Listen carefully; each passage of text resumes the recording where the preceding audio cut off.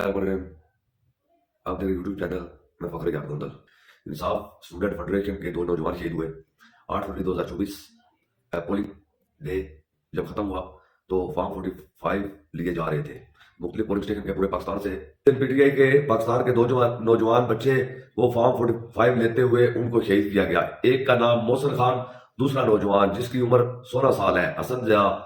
بنیادی طور پر تو میں یہ پوچھنا چاہتا ہوں کہ اب تک اس کی انویسٹیگیشن کیوں نہیں کی گئی؟ اب تو کے پی کے میں پی ٹی آئی کی حکومت بھی ہے۔ میں کے پی کے سی ایم علی امین گنڈا پور صاحب سے مطالبہ کرتا ہوں کہ وہاں پہ ایک جوڈیشل کمیشن بنایا جائے جو یہ انکوائری کرے کہ جو لوگ ان بچوں کے قتل میں ملوث ہیں ان کو کیسے کردار تک پہنچایا جائے۔ اور یہ صرف شانگلہ کی کہانی نہیں ہے، پاکستان کے مختلف علاقوں میں لوگوں کو ڈرایا گیا، دھمکایا گیا، فارم 45 لیتے ہوئے پولیس کے لوگوں نے زد و کوب کیا۔ اس کی میں پرزور مذمت کرتا ہوں، شدید الفاظ میں مذمت کرتا ہوں۔ عمران خان صاحب نے جیل میں بیٹھ کر بھی میڈیا سے بات کرتے ہوئے کہا ہے کہ ہم نے آئین اور قانون کی جدوجہد کو جاری رکھنا ہے، ہم نے اس سے پیچھے نہیں ہٹنا۔ ایک جیل میں بیٹھا ہوا شخص ابھی بھی آئین اور قانون کی بات کر رہا ہے، اپنے لیے کوئی ڈیل نہیں مانگ رہا۔ اور مجھے حیرانگی تو اس بات کی ہے کہ کیا ہم کشمیر میں رہ رہے ہیں، کیا ہم فلسطین میں رہ رہے ہیں؟ کیونکہ وہاں پر تو پھر بھی کافر ہیں جو ظلم کر رہے ہیں، تشدد کر رہے ہیں، جو شہید کر رہے ہیں۔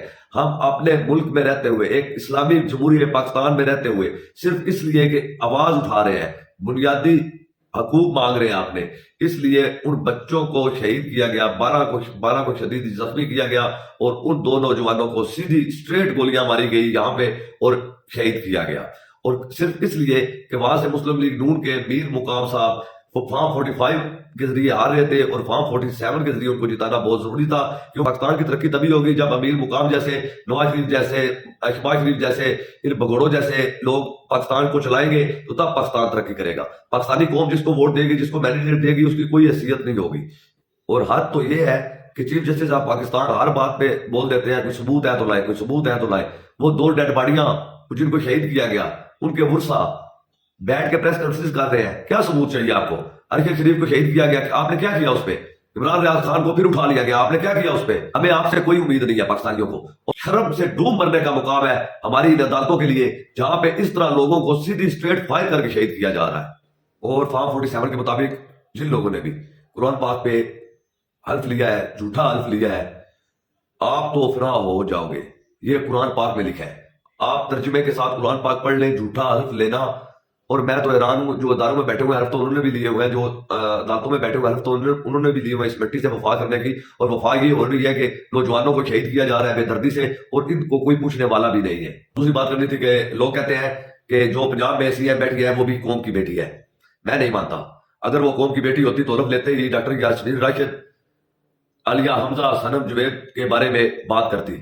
یہ قوم کی بیٹی نہیں ہے، یہ بادشاہ سلامت نواز شریف کی بیٹی ہے، بلکہ شہزادی ہے، اور شہباز شریف کی بھتیجی ہے۔ قوم کی بیٹیاں تو بے گناہ جیلوں میں بند ہیں 1 سال سے، کوئی ادارہ عدلیہ ان کی بات سننے کو تیار نہیں ہے، ان کے کیس سننے کو تیار نہیں ہے۔ اس ملک میں طاقتوروں کی بیٹیاں محفوظ ہیں، اور جو اس قوم کی بیٹیاں ہیں ان کو ذلیل کیا جا رہا ہے۔ خدا کا بھی ان کو کوئی خوف نہیں ہے، یہ زمینی خدا بنے بیٹھے ہیں، ان کو لگتا ہے کہ ہم نے مرنا ہی نہیں ہے۔ اللہ کی لاٹھی بڑی بے آواز ہے، اللہ کے ہاں دیر ہے اندھیر نہیں۔ کسی کی بیوی کو عدت پہ نظر رکھنے والوں کا حل غیرت کی ویکسین ہے، عورتوں سے سیاسی انتقام لینے والوں کو کوئی مردانہ کمزوری ہے۔ اور ہم کھڑے ہیں ایمان کے ساتھ، عمران کے ساتھ، پاکستان کے ساتھ، پاکستانی فوج کے ساتھ۔ پاکستان زندہ باد۔